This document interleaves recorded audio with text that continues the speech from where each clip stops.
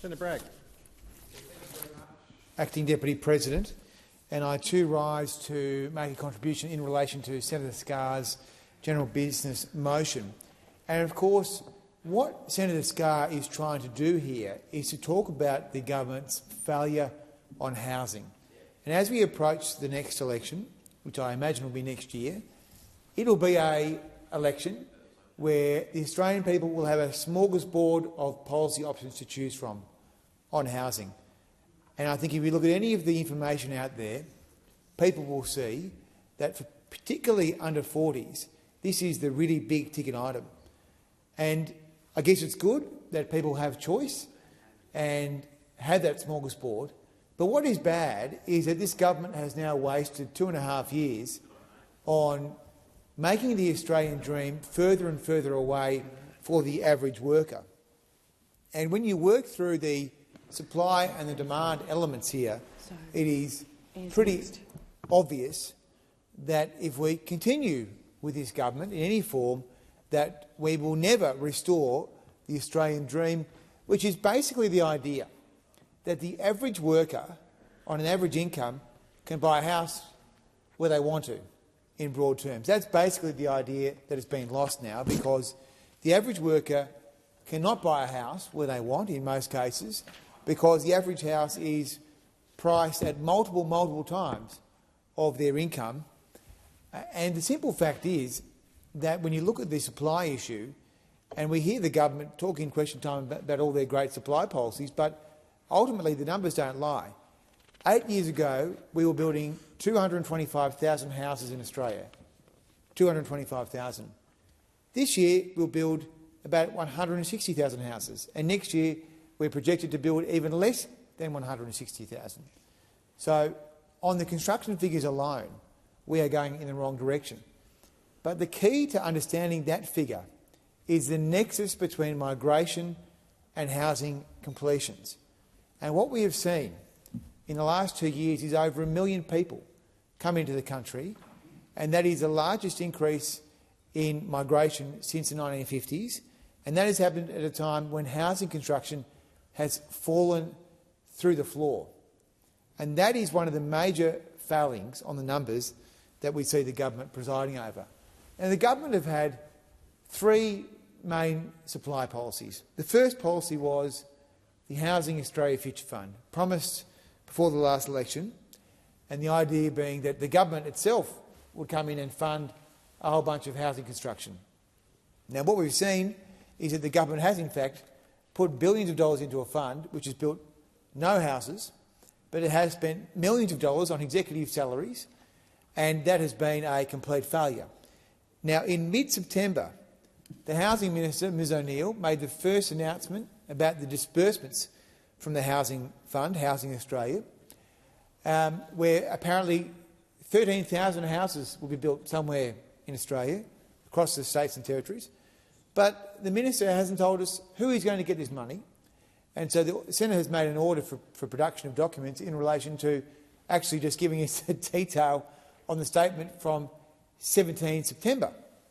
So the Housing Australia Future Fund has been a flop in terms of its ability to build houses, which is why, of course, we were always sceptical about the idea of the government trying to construct these houses itself.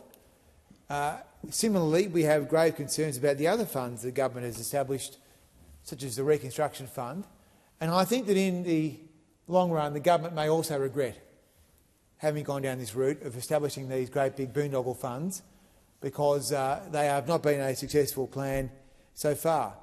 The other supply policy the government trumpets again and again, and it's a bit bizarre to hear the 1.2 million new houses being trotted out on almost a daily basis, but that's what we hear. The government apparently wants to build 1.2 million houses over 5 years, but today we see more data from the master builders saying that the government will be 400,000 houses short.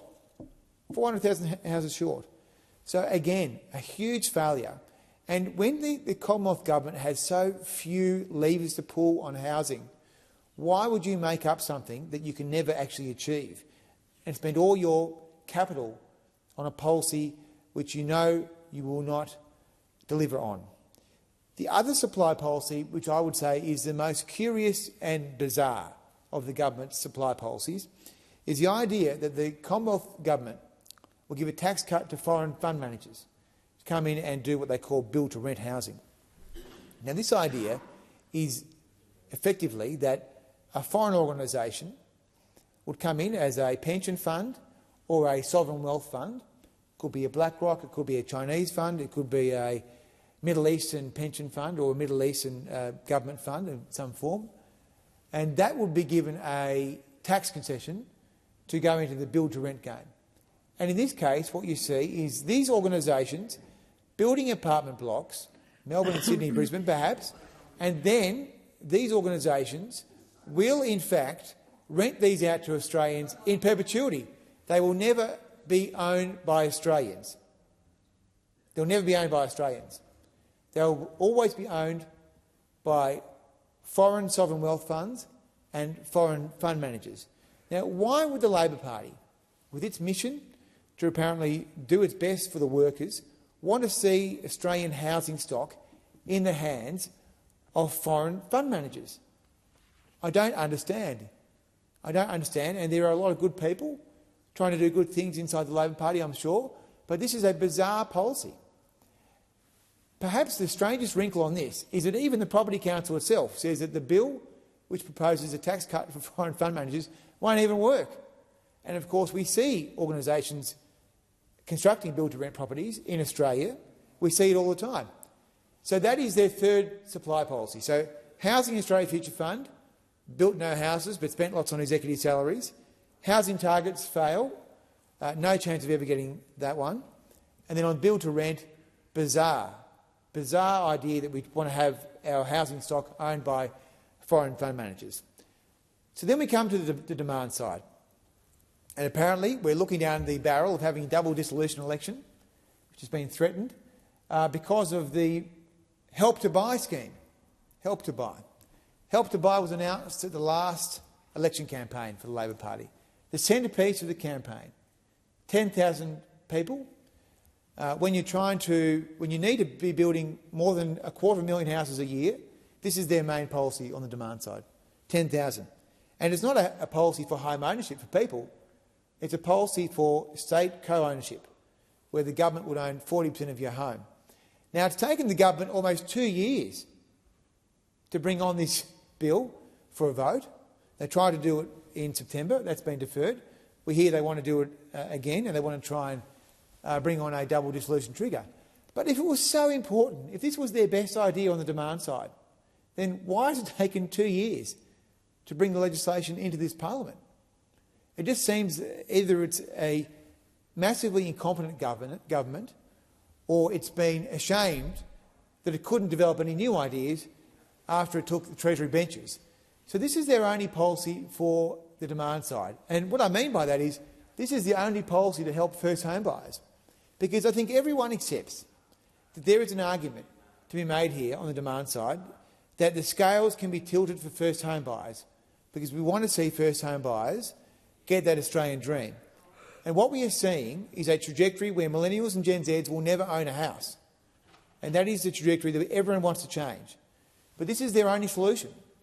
So then we go to, well, what are the other options you could have for helping Australians get that elusive first home?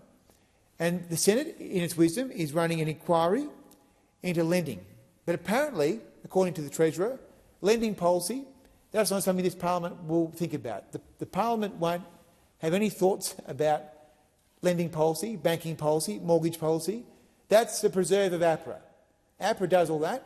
So his view is basically something as important as mortgage policy will just give all to some unelected bureaucrats to do up in Sydney, and they'll do it in the dark and it won't be disallowable, and we'll leave it all to the prudential regulator. Now, that is the view of the Treasurer. Now, we take the view that it's pretty hard to get a first house without a mortgage. Pretty hard.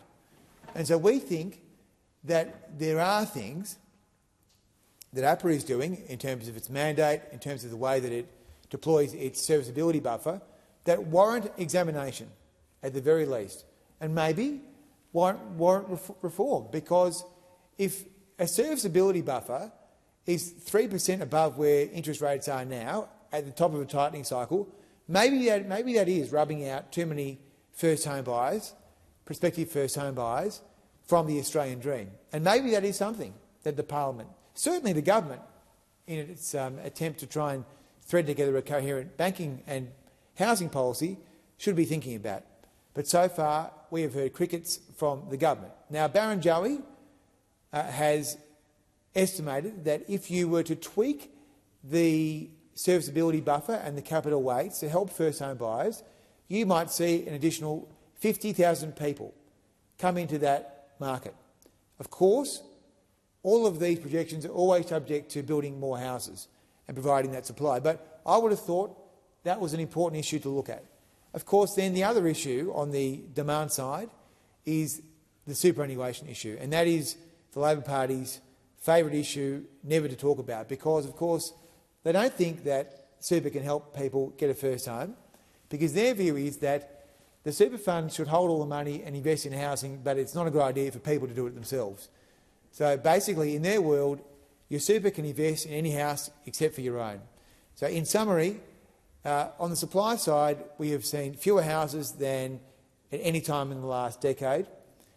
And on the demand side, we've seen one idea to help first home buyers, which is stored in the Senate, and I would say now at this point in the Parliament won't be passed in this Parliament. It may feature again at the next Labor Party election launch, potentially, but other than that, the cupboard is bare. And so the Australian people will be looking for more solutions than what the government has been prepared to develop during this Parliament.